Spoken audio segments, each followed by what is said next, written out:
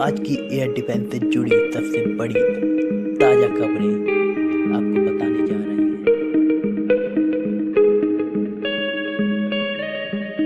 Operation सिंदूर में air defence की सबसे बड़ी भूमिका।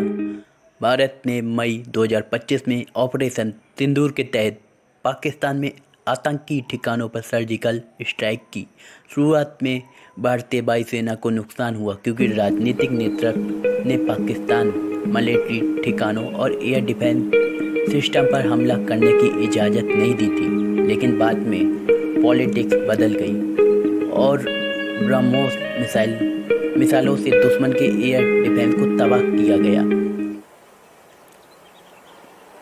मतलब समझो, पहले हमले में एयर डिफेंस सिस्टम को नहीं छेड़ा गया, इसलिए हमारे फाइटर जेट्स को नुकसान हुआ। लेकिन जैसे ही दुश्मन की एयर डिफेंस को टारगेट किया गया, हमारे हमले सफल हो गए।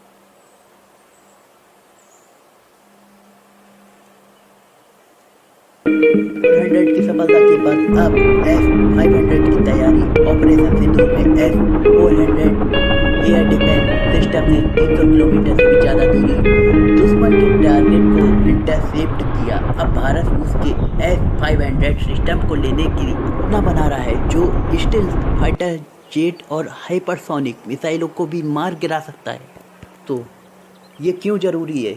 क्योंकि पाकिस्तान और चीन अब 5th जनरेशन स्टील्थ जेट जैसे J-35A की तरफ बढ़ रहे हैं। S-500 जैसे सिस्टम भारत को इन खतरों से बचाने में सक्षम होंगे और हमारे तेजस MK-1A से एयर डिफेंस को मिलेगा नया बल।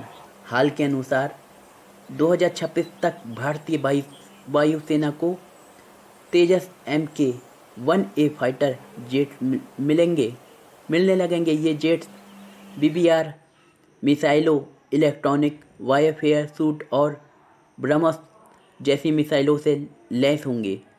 इसमें फ़ायदा क्या है?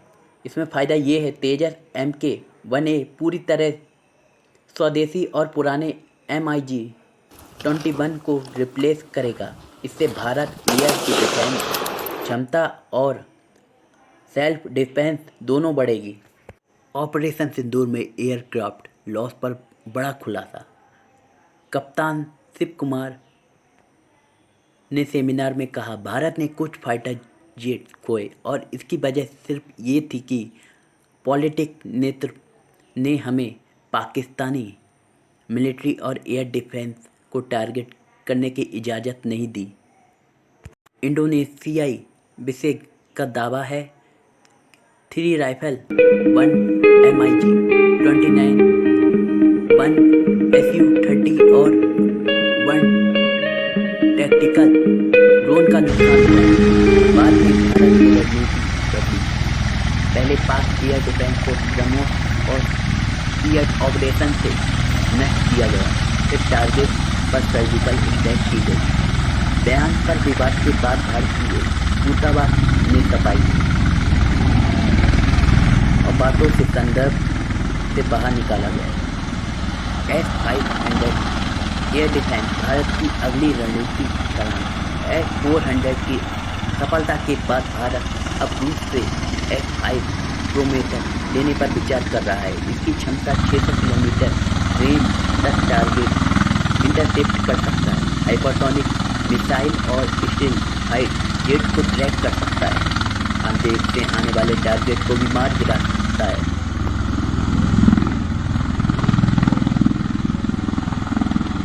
यह भारत की एयर डिफेंस चेन को देगा इंटरसेप्टेंस, जो चीन और पाकिस्तान उन्नत क्षमताओं का जवाब।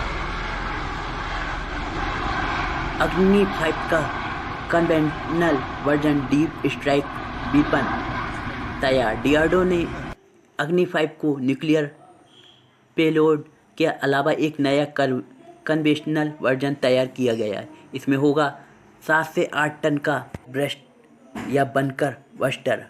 वारहेड रेंज घटकर 250 किलोमीटर रहेगी, लेकिन 2500 किलोमीटर प्रिसिशन बढ़ेगा। एयरफोर्स को मिलेगा स्ट्रेटेजिक बॉम्बर जैसे डीप स्ट्रिक विकल्प बिना परमाणु हथियार के दुश्मन के अंडरग्राउंड ठिकानों को भी ख़त्म करने का विकल्प होगा।